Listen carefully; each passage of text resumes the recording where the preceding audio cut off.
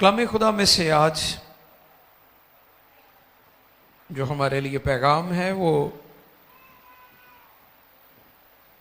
अनाजील में से, अनाजील अरबा में से यूहन्ना रसूल की मार्फत लिखी गई इंजील,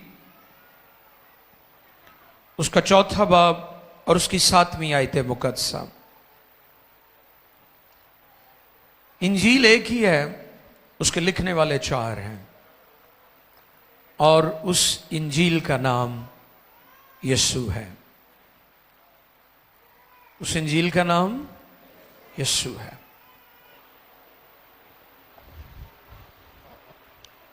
खुदा की कलाम मुकद्दस में लिखा है, सामरिया की एक औरत पानी भरने आई। यीशु ने उससे कहा, मुझे पानी पिला। बहुत शुक्रिया जी। कलाम खुदा के पढ़े, सुने, समझे और कबूल किए जाने पर उसकी बरकत सब कहेंगे आमीन। सामरी औरत, सामरिया की एक औरत पानी भरने आई। इस मौजू पर कलाम के हिस्सा पर बहुत दफा हमने सुना है।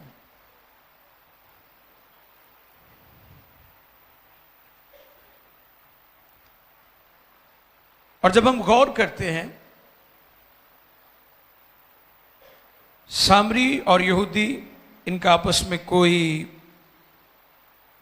मेलजोल नहीं था और यहूदियों के दिलों में सामरियों के लिए इतनी नफरत होती थी कि वो सामरियों के इलाका में से भी नहीं गुजरते थे। वो ऊपर से, वो पंजाबी से जिन्होंने कहते ना वला पा के जाना पसंद करते सन, सामरियों के इलाके से, गली से, मोहल्ले से, स्ट्रीट से, उनकी सड़कों पर से गुजर कर नहीं जाते थे, इतनी नफरत करते थे।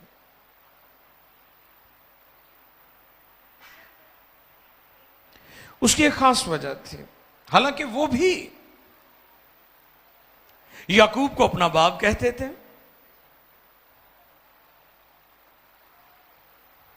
जब यीशु मसीह ने उससे यह बात कही ना कि अगर तू मुझसे मांगती तो मैं तुझे जिंदगी का पानी देता, तो उसने कहा पानी भरने के लिए तो तेरे पास बर्तन नहीं है, तो जिंदगी की पानी की बातें।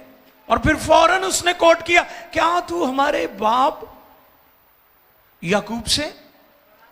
हाँ जी, फौरन उसने अपने अबाओ अजदाद और जो उसकी लाइन थी उसका जिक्र किया उसने।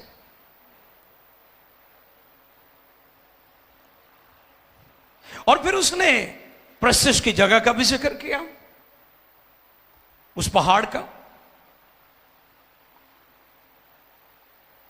कि जी हमारे बाप दादा तो उस पहाड़ पर प्रस्तिश करते थे। मैं पिछले दिनों वर्शिप के बारे में एक खूबसूरत बात सीख रहा था और मैं चाहता हूं कि आप तमाम उसको सीखें, खास तौर पर जो अपने साथ प्रस्तार लिखते हैं।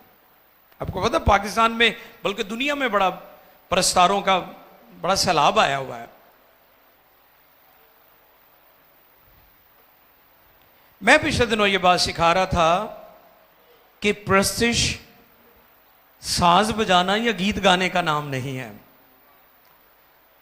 प्रस्तिश खुदा के तख्त को और उसकी हुजूरी को कायम करने का नाम है।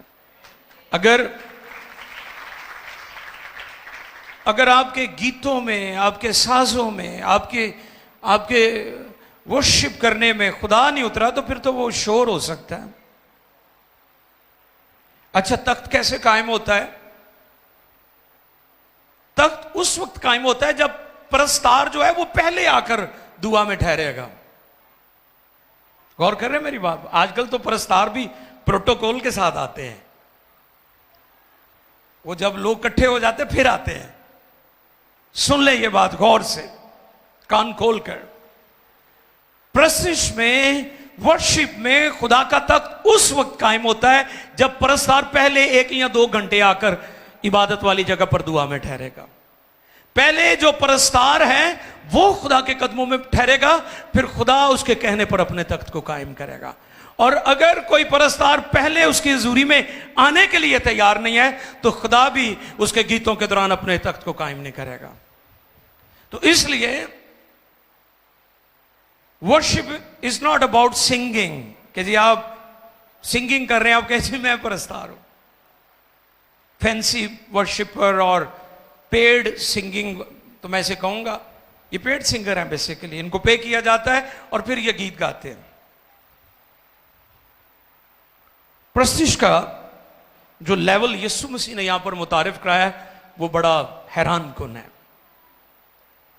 खुदाम यीशु ने कहा मैं ना उस पहाड़ की बात करता हूं ना मैं किसी और जगह की, मैं तुझे सिखाता हूं। खुदावन ने उसे सिखाया बाप अपने लिए ऐसे परस्तार ढूंढता है जो रूह और सच्चाई से उसकी परस्तिश करते हैं। जगह मुकद्दम नहीं होती, जब उसका रूह आ जाता है तो वो जगह मुकद्दम हो जाती है। हालेलुया। उसका रूह मुकद्दम है, उसका पाखरू जब जुम्बिश करता है, जिन कलीसियों में जिन इबादतों में उसका पाखरू उतर आता है वो जगह वो माहौल पाक हो जाता है। यहूदी सामरियों से क्यों नफरत करते थे? सामरी खुदा के कलाम पर पूरे तौर पर अमल नहीं करते थे, यह वजह थी। दावा वो करते थे कि हम भी, याकूब हमारा बाप है, हम भी उसी की नस्ल से हैं। लेकिन यहूदी सामरियों से इसलिए नफरत करते थे क्योंकि वो बीच में बुत परस्ती भी करते थे। यानी डबल स्टैंडर्ड था ना कि वो खुदा को भी खुश कर रहे थे और बुत परस्ती भी कर रहे थे। और जब मैं इस बात को नोट कर रहा था यहां पर, तो मैं गौर कर रहा था उन नामी मसीहों के बारे में कि जो ये भी दावा करते हैं कि हम यीशु के हैं और बुत परस्ती भी करते हैं और दुनियादार भी हैं और शराबी भी हैं और गालियां भी बकते हैं और झूठ भी बोलते हैं और हर तरह की बुराई और गुनाह उनकी जिंदगी में पाया जाता है। इसकी मैंने एक मिसाल भी दी थी कि बहुत सारे लोगों की जिंदगी उस शहद की तरह है जिसमें थोड़ा सा जहर मिलाया गया। शहद के अंदर जहर मिलाया गया है। वो चखने में तो मीठा लगेगा लेकिन जहर अपना काम करेगा। गुनाह भी यही करता है। आप जहर थोड़ा खाएं या ज्यादा, नुकसान जरूर देता है, नुकसान लाजमी देगा। वो गुनाह भी यही करता है, जब आपकी जिंदगी में आ जाता है नुकसान जरूर करता है।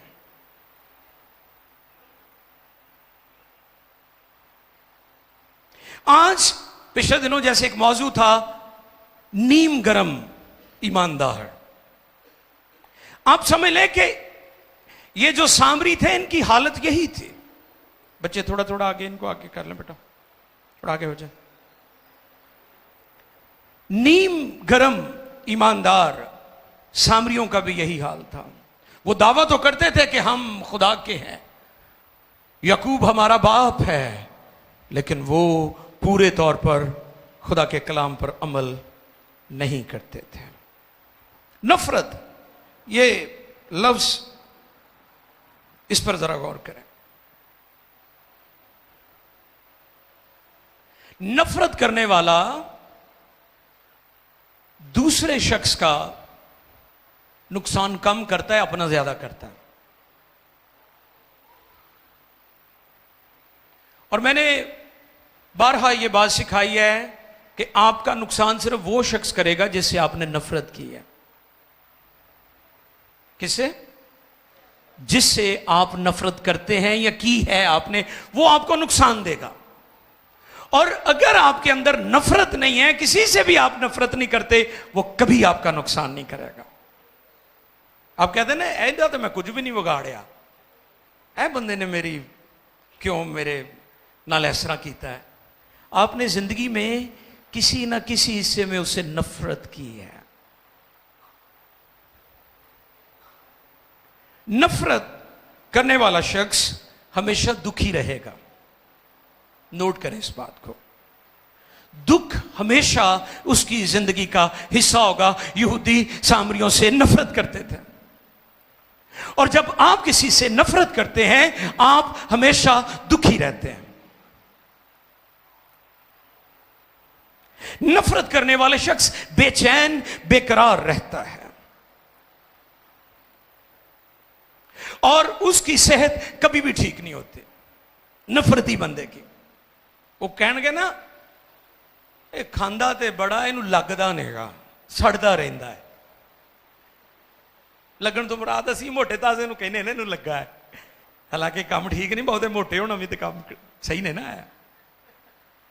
हम कहते हैं जी ਇਹ ਖਾਂਦਾ ਤੇ ਹੈ ਇਹਨੂੰ ਲੱਗਦਾ ਨਹੀਂ, ਅਸੀਂ ਇਹਨੂੰ ਬੜਾ ਦੇਸੀ ਘਿਓ ਖਵਾਇਆ, ਲੱਗਾ ਨਹੀਂ ਇਹਨੂੰ, ਇਹ ਸੜਦਾ है। इससे मुराद यही है कि ये नफरत करने वाला शख्स है, नफरती है, ये चीजों को हमेशा नेगेटिव सोच के साथ देखता है, डील करता है और उसका रवैया भी तब्दील हो जाता है। और जैसे मैंने कहा कि नफरत करने वाला शख्स दूसरों का नहीं अपना नुकसान करता है। सो इसलिए किसी से नफरत ना करें, मोहब्बत करें।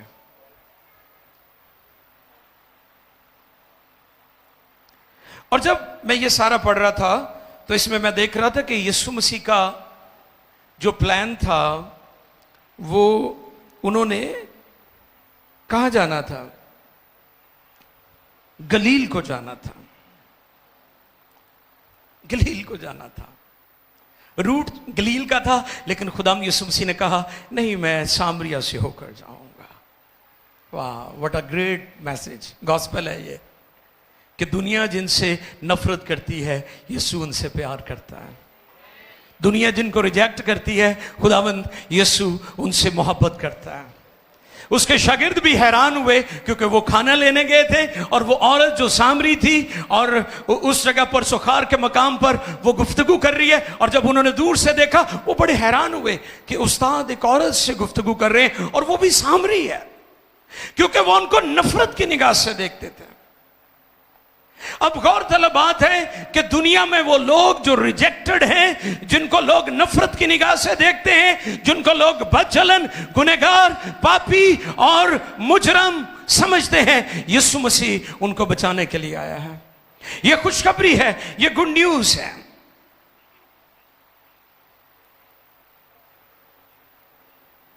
क्योंकि सामरी औरत की जिंदगी गुनाहों से भरी हुई थी। कलाम ऐसे लोगों को अहमक कहता है, लिखा है जो बार बार गुनाह करता है खुदा उसकी बालदार खोपड़ी को जो है वो चीर डालेगा। अहमक है वो, नादान है जो बार बार गुनाह करता है।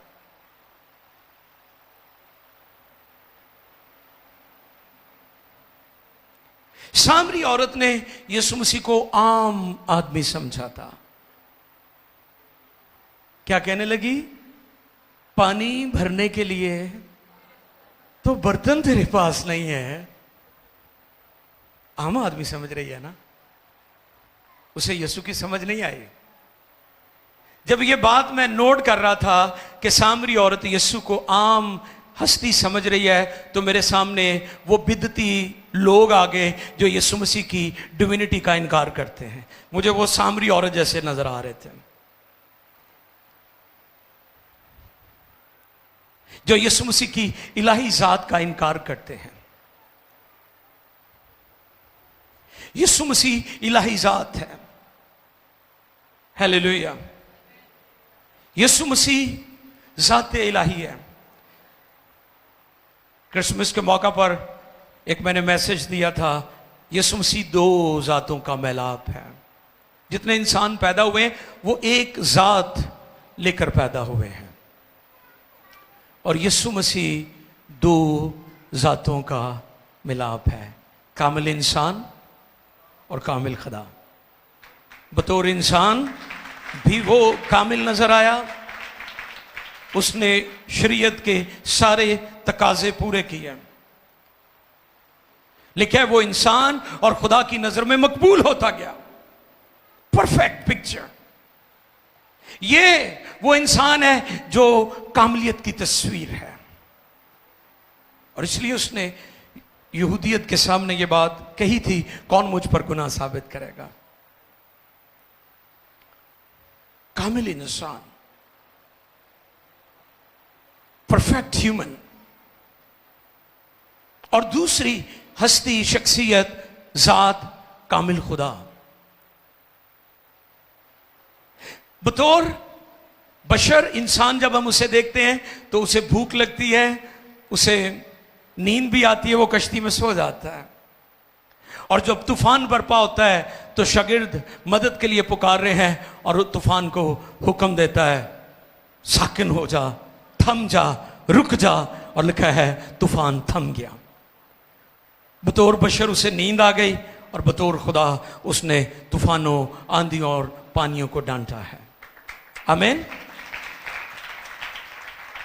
दो जातों का मिलाप। ये औरत यीशु मसीह को आम आदमी समझ रही थी, और फिर जब खुदाम यीशु ने उसके सारे काम जाहिर कर दिए, हैरान हो गई। और यह बात गौरतलब है कि वो अपने गुनाहों को छिपा रही थी। खुदाम ने उसे कहा, जब अपने शोहर को लेकर आ, तो क्या कहने लगी? छुट्टी मुक कर गई। तुसी कई बड़े पक्के बंदे वेखे होणगे, वो पैरों से मुकर जाते हैं। ऐसे एक्सपर्ट ने झूठ बोलन दे कि झूठ नूं भी वो सच्चाई बना के पेश करने की कोशिश करते हैं, पैरों से मुकर जाते हैं। दर हकीकत वो अपने गुनाहों को छिपा रही है। क्या कर रही? आदम और हवा ने जब गुनाह किया तो क्या किया उन्होंने? जब आवाज आई तो लिखा है वो छिप गया, और खुदा ने कहा, आदम तू कहां है? उसने कहा, मैंने तेरी आवाज सुनी और मैं डरा।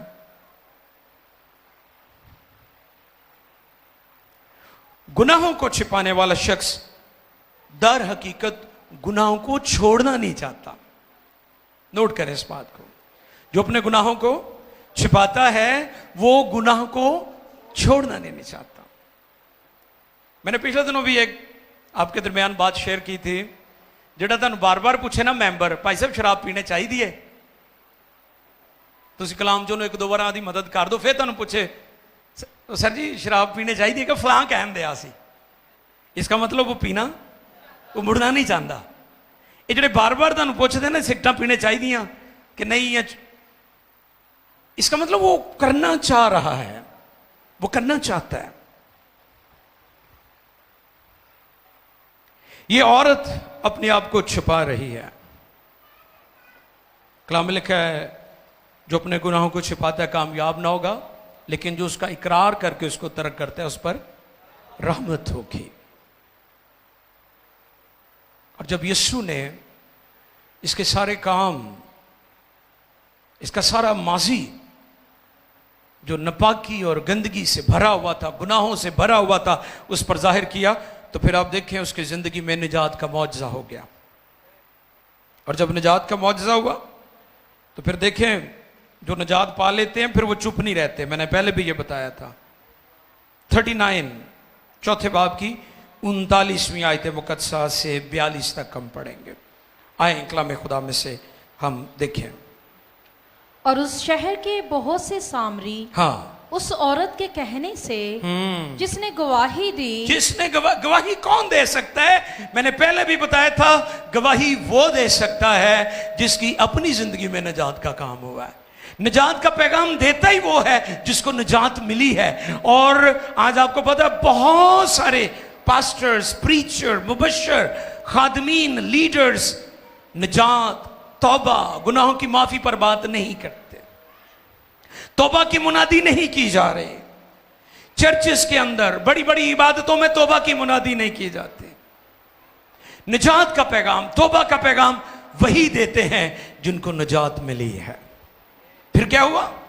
जिसने गवाही दी, जिसने गवाही दी कि उसने मेरे सब काम, कि उसने मेरे सब काम मुझे बता दिए, उस पर ईमान लाए। वाह। बस जब वो सामरी बस जो वो सामरी उसके पास आए उसके पास आए, तो उसे दरख्वास्त करने लगे उससे दरखास्त करने लगे, कि हमारे पास रह। हमारे पास रह। चुनाचा वो 2 रोज वहाँ रहा, चुनाचा वो 2 रोज वहां रहा, और उसके कलाम के सबब से उसके कलाम के सबब से और भी बतेरे ईमान लाए, और उस औरत से कहा, और उस औरत से कहा, अब हम तेरे कहने ही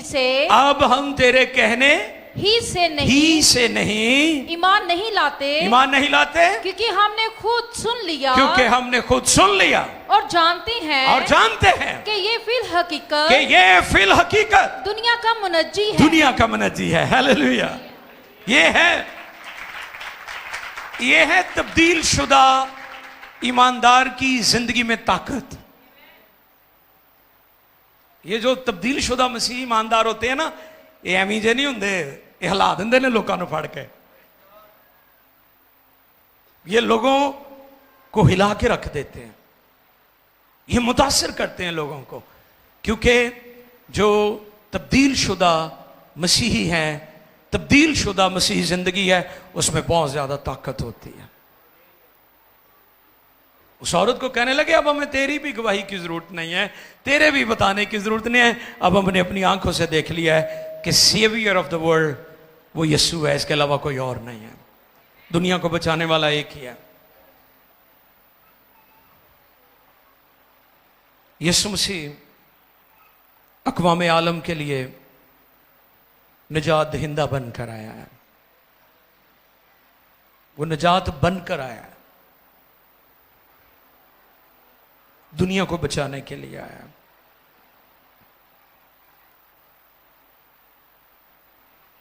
सामरी खुदा के कलाम पर अमल करते थे, पूरे तौर पर नहीं। यहूदी उनसे नफरत करते थे, किसी तरह का लेन देन नहीं, किसी तरह का मेल जोल नहीं, उनके इलाकों से भी नहीं गुजरते थे। यीशु मसीह ने सामरी औरत की जिंदगी में निजात का काम किया, और दुनिया के लिए पैगाम है कि यीशु मसीह सिर्फ मसीहों के लिए नहीं आया, बल्कि पूरी दुनिया के लिए आया है। वो लोग जिनसे दुनिया नफरत करती है, वो लोग जो काबिल नफरत हैं, यीशु उनसे मोहब्बत करता है। यीशु ने छुड़ाने और बचाने के लिए आया है। आपके सामने ये सवाल मैं रखना चाहता हूं कि क्या आपकी जिंदगी भी सामरियों जैसी तो नहीं है? जो कलाम तो पढ़ते थे, खुदा की शरीयत पर तो ईमान था उनका, लेकिन वो उसको पूरे तौर पर कबूल नहीं करते थे। वो कलाम खुदा पर ईमान रखने के साथ साथ बुत परस्ती भी करते थे। बुत परस्ती सिर्फ स्टैचू जो है वो ही नहीं है, हर वो चीज जिसने आपकी जिंदगी में खुदा का मकाम ले लिया वो बुत है।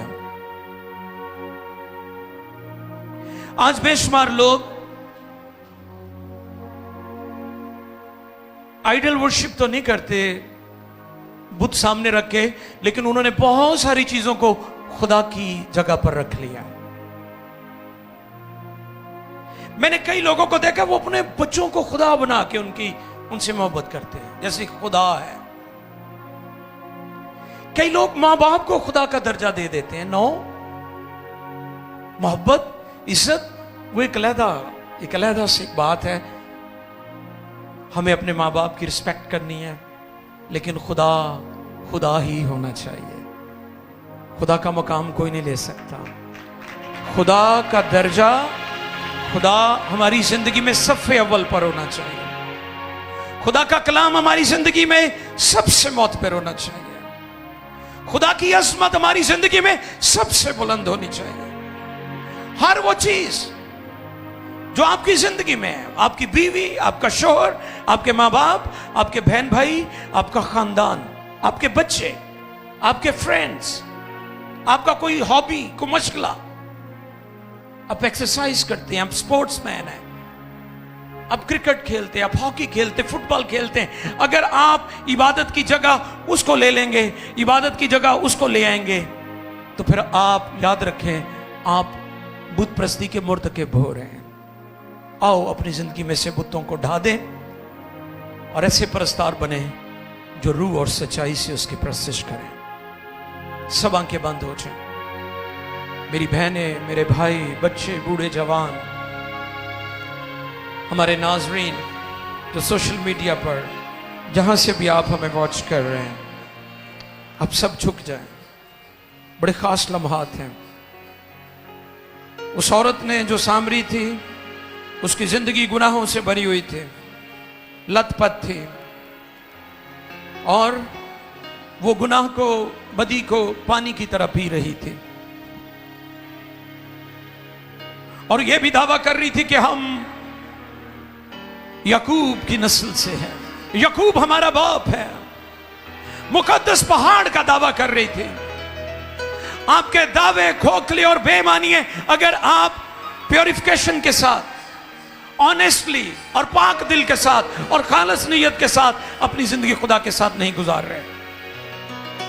आपके दावे, आपकी बातें, आपकी गुफ्तगू बेईमानी और खोखली है। आओ जिस तरह उसकी जिंदगी में खुदा ने काम किया, सामरी औरत की तरह हम भी उसके हुजूर अपने आप को पेश करें। उस बदचलन औरत की तरह जिसने इतने जटामासी यीशु मसीह के पांव पर उंडेला और अपने आंसुओं और बालों के साथ उसने यीशु मसीह के पांव साफ किए। जिसके ज्यादा मुआफ हुए वो ज्यादा प्यार करता है। अगर आपकी जिंदगी में भी ज्यादा गुनाह है तो आप भी उससे उतनी ज्यादा मोहब्बत करें, क्योंकि जितने ज्यादा आपके गुनाह माफ हुए आप उतनी ज्यादा मोहब्बत करेंगे।